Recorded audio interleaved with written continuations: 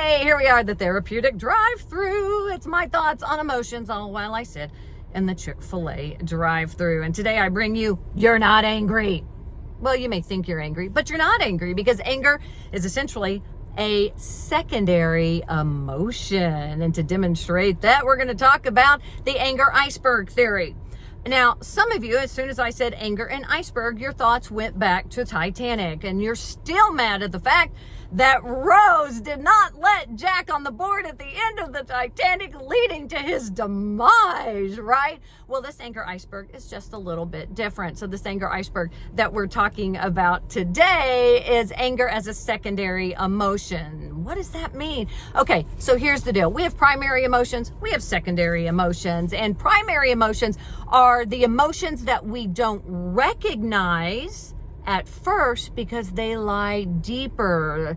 Primary emotions are the emotions, basically the part of the iceberg under the water, okay? Those are those emotions. These emotions are such like fear, loss, jealousy, guilt, embarrassment. Those are all those types of emotions. Those are under the water. Our secondary emotion is anger. A secondary emotion is basically the initial emotion that is felt during an event, okay? So we initially show anger, but the reason we're showing anger is truly because of what's below the surface with our primary emotion. Since we already brought up Titanic, we may finish it off with Titanic, right? So let's talk about when Cal is sitting at the breakfast table with Rose, and he's like, you are my fiance, how dare you gallivant around with that, flea bag or whatever.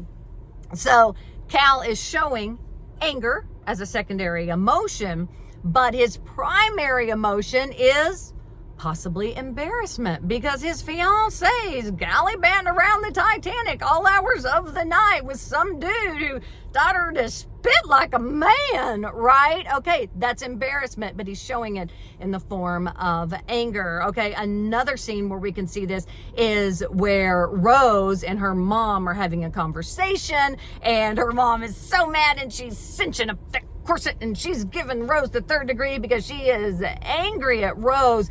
Anger is the secondary emotion that she is showing, when in fact her primary emotion is fear. She's worried they're going to be broke. She's worried that she's going to have to go back to work as a seamstress and all their belongings will be sold at auction, right?